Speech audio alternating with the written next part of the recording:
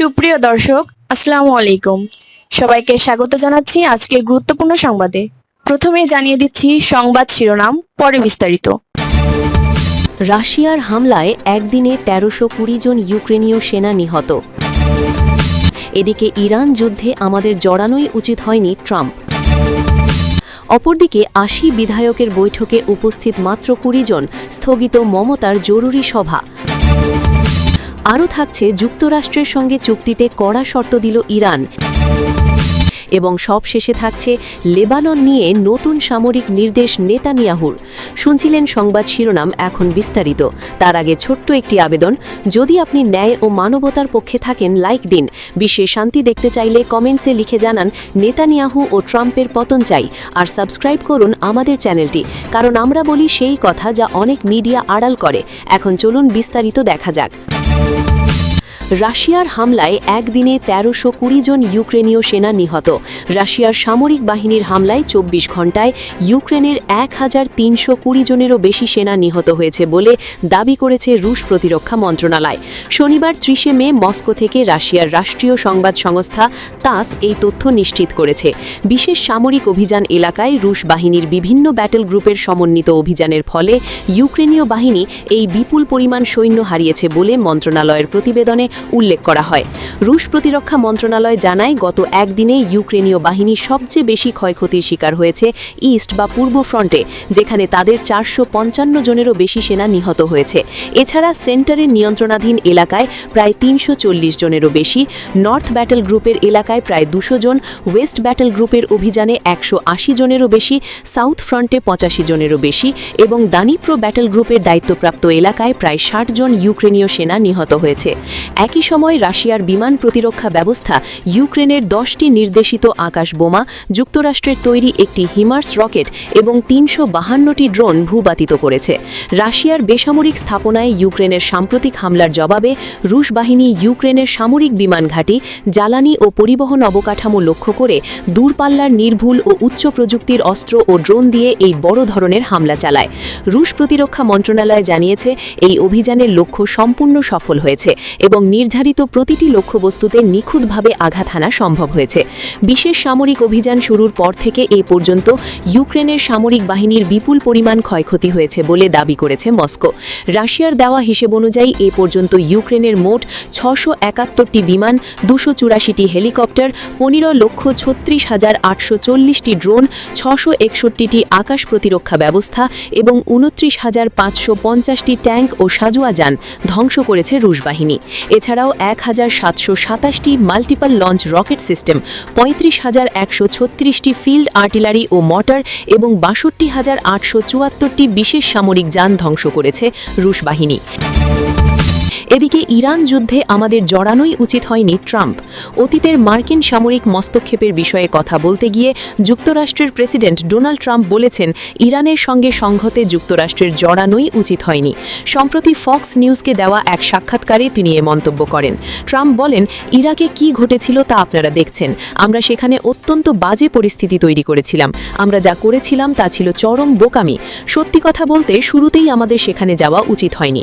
তিনি আরও বলেন, ইরানেও আমাদের জড়ানো ঠিক হয়নি, তবে ইরানের সেই সক্ষমতা রয়েছে। সাক্ষাৎকারে ট্রাম্প দাবি করেন, মার্কিন বাহিনী যদি হামলা না চালাতো তাহলে ইরান এতক্ষণে পরমাণু অস্ত্রের মালিক হয়ে যেত এবং তখন পুরো পরিস্থিতিটাই বদলে যেত। তিনি বলেন, ৯ মাস আগে যদি আমাদের B-2 বোমারু বিমান দিয়ে তাদের উপর আঘাত না করা হতো তাহলে আজ তাদের হাতে পরমাণু অস্ত্র থাকত। মার্কিন প্রেসিডেন্ট আরও জানান, যুক্তরাষ্ট্র সচেতনভাবেই ইরানের সামগ্রিক সামরিক কাঠামোর বড় অংশকে লক্ষ্যবস্তু থেকে বিরত থেকেছে।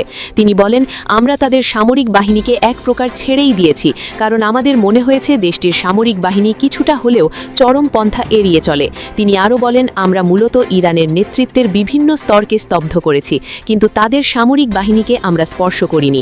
এর কারণ হিসেবে ট্রাম্প বলেন, অতীতের যুদ্ধগুলোতে এমন কিছু ভুল করা হয়েছিল যেখানে সব কিছু পুরোপুরি ধ্বংস করে দেওয়া হয়, আর তার ফলে এমন একটা দেশের জন্ম হয় যা পরবর্তী ৪০ বছরেও আর ঘুরে দাঁড়াতে পারে না। অপরদিকে ৮০ বিধায়কের বৈঠকে উপস্থিত মাত্র ২০ জন, স্থগিত মমতার জরুরি সভা। পশ্চিমবঙ্গের সত্তাধারী তৃণমূল কংগ্রেসের ডাকা গুরুত্বপূর্ণ বিধায়ক বৈঠক শেষ পর্যন্ত স্থগিত করতে হয়েছে। দলের শীর্ষ নেতৃত্বের আহ্বানে ৮০ জন বিধায়কের উপস্থিত থাকার কথা থাকলেও বৈঠকে হাজির হন মাত্র ২০ জন। ফলে নির্ধারিত কর্মসূচি বাতিল করে পরে নতুন তারিখে বৈঠক আয়োজনের সিদ্ধান্ত নেওয়া হয়েছে। রবিবার বিকেলে কলকাতায় এই বৈঠক হওয়ার কথা ছিল।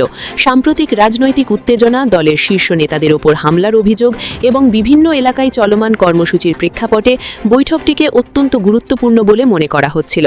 তৃণমূল কংগ্রেসের সর্বভারতীয় সাধারণ সম্পাদক অভিষেক বন্দ্যোপাধ্যায়ের ওপর হামলার অভিযোগের পর রাজ্যের বিভিন্ন জেলায় প্রতিবাদ কর্মসূচি শুরু হয়। এরই মধ্যে দলীয় সাংসদ কল্যাণ বন্দ্যোপাধ্যায়ের ওপরও হামলার অভিযোগ আসে। এসব ঘটনার প্রেক্ষাপটে পরিস্থিতি পর্যালোচনা এবং সাংগঠনিক অবস্থান নিয়ে আলোচনা করতেই বিধায়কদের নিয়ে এই বৈঠক ডাকা হয়েছিল বলে দলীয় সূত্রে জানা যায়। বৈঠক স্থগিত হওয়ার পর সাংবাদিকদের মুখোমুখি হন দলের নেতা কুণাল ঘোষ। তিনি বলেন, গতকালের ঘটনার পর বহু এলাকায় বিধায়করা সরাসরি আন্দোলন ও প্রতিবাদ কর্মসূচিতে যুক্ত হয়ে পড়েন। অনেক জায়গায় দলীয় কর্মীদের আটক করা হয়েছে বলেও অভিযোগ করেন তিনি। কুণাল ঘোষের ভাষ্য অনুযায়ী শুক্রবার সন্ধ্যা থেকেই একের পর এক বিধায়ক দলের নেতৃত্বের সঙ্গে যোগাযোগ করে বৈঠক পিছিয়ে দেওয়ার অনুরোধ করেন। তারা বলেন, নিজেদের এলাকায় কর্মীদের পাশে থাকা, আটক কর্মীদের মুক্ত করার চেষ্টা এবং রাজনৈতিক পরিস্থিতি সামাল দেওয়ার কারণে এই মুহূর্তে কলকাতায় আসা তাদের পক্ষে কঠিন হয়ে পড়েছে। তিনি আরও বলেন, বিধায়করা নেতৃত্বকে আশ্বস্ত করেছেন যে তারা দলের সঙ্গে আছেন এবং দলের যে কোনো নির্দেশ পালনে প্রস্তুত, তবে বর্তমান পরিস্থিতিতে কয়েকদিন সময় প্রয়োজন বলে তারা মত দিয়েছেন। দলীয় সূত্রে জানা গেছে, বিকেল ৩টের কিছু আগে পরিস্থিতি বিবেচনা করে বৈঠক সাময়িকভাবে স্থগিত করার সিদ্ধান্ত নেওয়া হয়েছে। যেসব বিধায়ক ইতিমধ্যে উপস্থিত হয়েছিলেন তাদের সঙ্গে সৌজন্য বিনিময় করা হলেও আনুষ্ঠানিক বৈঠক আর অনুষ্ঠিত হয়নি। রাজনৈতিক মহলে অবশ্য এই ঘটনাকে ঘিরে নানা আলোচনা শুরু হয়েছে। বিরোধীরা বৈঠকে কম উপস্থিতির বিষয়টি নিয়ে প্রশ্ন তুললেও তৃণমূল নেতৃত্বের দাবি, এটি অঙ্গঠনিক দুর্বলতার কোনো ইঙ্গিত নয়, বরং রাজ্যের বিভিন্ন এলাকায় চলমান রাজনৈতিক কর্মসূচির কারণেই অধিকাংশ বিধায়ক উপস্থিত থাকতে পারেননি। তৃণমূল কংগ্রেস জানিয়েছে, পরিস্থিতি স্বাভাবিক হলে শীঘ্রই নতুন তারিখ ঘোষণা করে আবারও বিধায়কদের নিয়ে বৈঠক আয়োজন করা হবে। সেই বৈঠকে সাম্প্রতিক রাজনৈতিক পরিস্থিতি, দলীয় কর্মসূচি এবং আগামী দিনের অঙ্গঠনিক রূপরেখা নিয়ে বিস্তারিত আলোচনা হওয়ার সম্ভাবনা রয়েছে। আরও থাকছে, যুক্তরাষ্ট্রের সঙ্গে চুক্তিতে কড়া শর্ত দিল ইরান। ইরানের পার্লামেন্ট স্পিকার এবং শীর্ষ পরমাণু ললকযোগ মোহাম্মদ বাকের গালিবাফ সাফ জানিয়ে দিয়েছেন, দেশটির জনগণের অধিকার নিশ্চিত করার বিষয়ে পূর্ণ নিশ্চয়তা না পাওয়া পর্যন্ত যুক্তরাষ্ট্রের সঙ্গে কোনো চুক্তিতে যাবে না তেহরান। রাষ্ট্রীয় গণমাধ্যমের বরাদ্দে আল জাজিরা একটি প্রতিবেদনে এই তথ্য নিশ্চিত করেছে। রবিবার সকালে অনুষ্ঠিত পার্লামেন্টের একটি ভার্চুয়াল অধিবেশনে গালিবাফ এই মন্তব্য করেন। সম্প্রতি ইরানের পার্লামেন্টের স্পিকার হিসেবে পুনর্নির্বাচিত হওয়ার পর প্রেসিডিয়ামের পাশাপাশি শপথ গ্রহণ করেন তিনি। শপথ অনুষ্ঠান শেষে নিজের বক্তব্যে গালিবাফ মার্কিন প্রশাসনের প্রতি তীব্র অনাস্থা প্রকাশ করেন। তিনি বলেন, শত্রুপক্ষের মৌখিক আশ্বাস বা প্রতিশ্রুতির ওপর আমাদের বিন্দুমাত্র আস্থা নেই। তাই কোনো চুক্তিতে যাওয়ার আগে আমাদের একমাত্র শর্ত হল দৃশ্যমান এবং বাস্তব ফলাফল অর্জন করা। তেহরান নিজের প্রতিশ্রুতি পূরণ করার আগেই এই বাস্তব ফলাফল দেখতে চায় বলে তিনি স্পষ্টভাবে উল্লেখ করেন। তিনি আরও জোর দিয়ে বলেন, যে কোনো ধরনের দ্বিপাক্ষিক বা বহুপাক্ষিক সমঝোতায় পৌঁছানোর ক্ষেত্রে ইরানের জনগণের অধিকার রক্ষা করা এবং বাস্তব প্রগতি অর্জন করাই তেহরানের প্রধান মাপকাঠি হবে। এর বাইরে কোনো ধরনের মৌখিক বা ফাঁকা প্রতিশ্রুতি ইরান সরকার মেনে নেবে না। এবং সবশেষে থাকছে, লেবানন নিয়ে নতুন সামরিক নির্দেশ নেতানিয়াহুর। ইসরায়েলের সেনাবাহিনীকে লেবাননে স্থল অভিযান আরও এগিয়ে নিতে নির্দেশ দিয়েছেন দখলদার দেশটির প্রধানমন্ত্রী বেঞ্জামিন নেতানিয়াহু। তার এই বক্তব্য নিয়ে ব্যাপক সমালোচনা হচ্ছে। আন্তর্জাতিক বিভিন্ন গণমাধ্যমে জানানো হয়েছে, দক্ষিণ লেবাননের বিউফোর্ট ক্যাসেল এলাকায় ইসরায়েলি বাহিনীর নতুন অবস্থান বজায় থাকবে। এই অঞ্চলটি ভবিষ্যতে একটি সম্প্রসারিত নিরাপত্তা জোনের অংশ হতে পারে বলে ধারণা করা হচ্ছে। এই নিরাপত্তা জোন পরিকল্পনা ইসরায়েল দীর্ঘদিন ধরেই আলোচনা করে আসছে। এই উদ্যোগের মূল উদ্দেশ্য হিসেবে বলা হচ্ছে, দক্ষিণ লেবানন থেকে আসা ড্রোন হামলা এবং রকেট আক্রমণ কমানো, যা সশস্ত্র গোষ্ঠী হিজবুল্লাহের সঙ্গে যুক্ত বলে ইসরায়েল দাবি করে। তবে সামরিক বিশ্লেষকদের মধ্যে এ নিয়ে ব্যাপক সন্দেহ ও বিতর্ক রয়েছে। তাদের মতে, কেবল দক্ষিণ লেবাননে স্থল সেনা মোতায়েন বাড়িয়েই ড্রোন হামলা কার্যকরভাবে কমানো কঠিন হতে পারে, কারণ এসব ড্রোন প্রযুক্তিগতভাবে ভিন্নভাবে পরিচালিত এবং দূরবর্তী স্থান থেকেও নিয়ন্ত্রিত হতে পারে। এই পরিস্থিতিতে ইসরায়েলের ভেতরে এই সামরিক কৌশল কতটা সফল হবে তা নিয়ে রাজনৈতিক ও সামরিক মহলে ক্রমেই আলোচনা ও সমালোচনা বাড়ছে।